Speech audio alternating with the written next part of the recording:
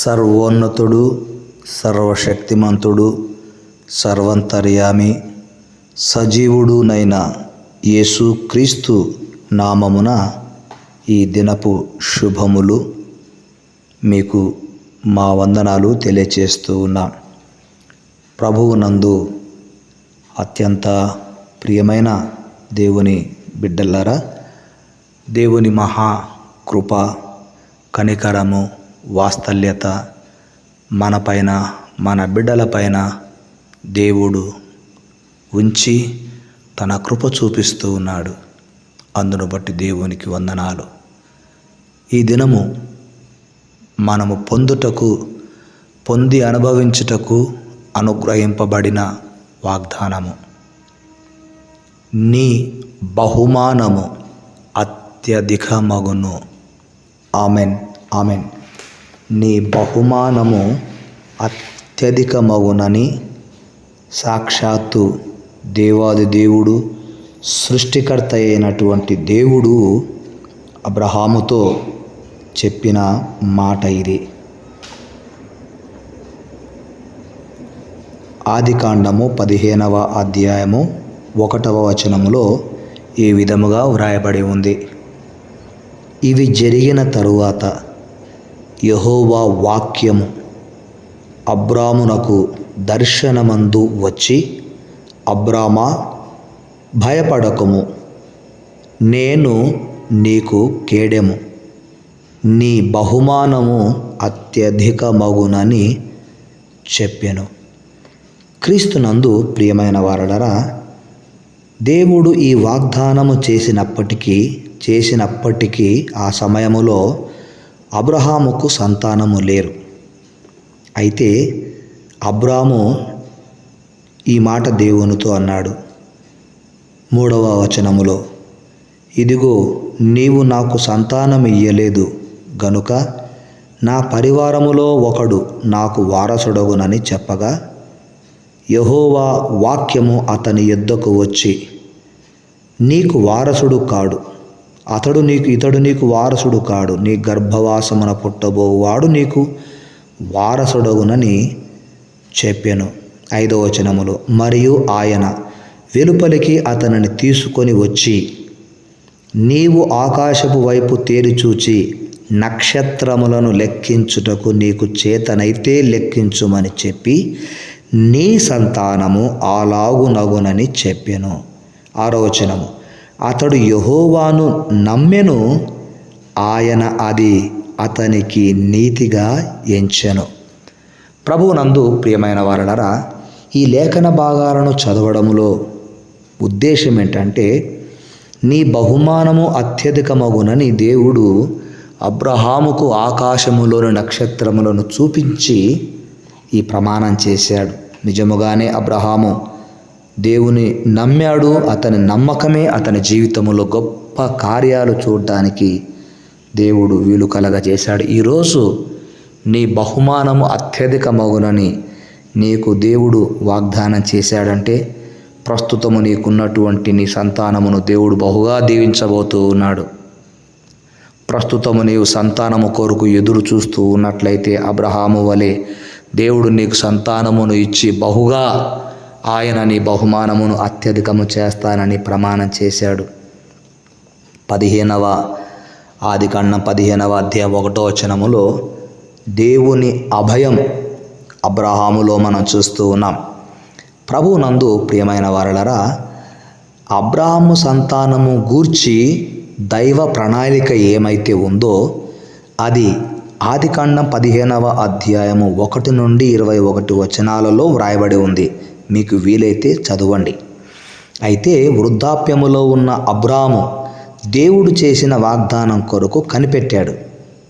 అయితే వయసు పైబడుతోంది గనుక దేవుని వాగ్దానం ఎడల అతని విశ్వాసము సడిలిపోతోంది. అటువంటి పరిస్థితిలో దేవుని వాక్యము అబ్రామును దర్శించినట్లు మనం 1వ వచనములో చూస్తూ ఉన్నాం. యెహోవా వాక్యము అబ్రహామునకు దర్శనమందు వచ్చి, అంటే అతని విశ్వాసం సడిలిపోతోంది. కొన్నిసార్లు మనం కూడా మన విశ్వాసములో సడలిపోతూ ఉంటాం. దేవుడు నా జీవితంలో ఇన్ని వాగ్దానాలు ఇస్తూ ఉన్నాడు, ఇవి నెరవేరుతాయా అనే అవిశ్వాసము, అపనమ్మకము మనలోకి వస్తే దేవుని కార్యాలను మనము చూడలేము. గనక క్రీస్తునందు ప్రియమైనటువంటి వారు, దేవుడు అబ్రాహాముతో మాట్లాడారు. అబ్రహామునకు దర్శనమందు దేవుని వాక్యము వచ్చింది. అదే విధముగా 4వ వచనములో కూడా యెహోవా వాక్యము అతని యొద్దకు వచ్చి, ఈరోజు దేవుని వాక్యము, వాగ్దానము నీ ఎదుట ఉంది, నీకు వినపడుతూ ఉంది. దేవునికి స్తోత్రం. క్రీస్తునందు ప్రియమైన వారలారా, ఇక్కడ భయపడకము అని దేవుడు అబ్రహాముతో అనడములో ఉద్దేశం ఏంటంటే, అబ్రహాము శత్రు భయముతో ఉండవచ్చేమో. ఎందుకంటే తన తమ్ముని విషయంలో శత్రువులను సంహరించినటువంటి అబ్రహాము కాస్త భయంతో ఉండవచ్చు. ఆదికాండము 14వ అధ్యాయము 15వ వచనములో, రాత్రివేళ అతని దాసులు వారికి ఎదురుగా మొనలు తీర్చి వారిని కొట్టి దమస్కునకు ఎడమ తట్టున హోబా మట్టుకు తరిమి ఆస్తి యావత్తు తిరిగి తెచ్చి తన తమ్ముడైన లోతునకు అతని ఆస్తిని, స్త్రీలను, ప్రజలను తిరిగి తీసుకొని వచ్చెను. ఒకవేళ శత్రువులు పైబడి చంపుతారేమన్న భయం కూడా ఉండవచ్చు అబ్రహాముకు. కానీ దేవుడు, అబ్రామా భయపడకు,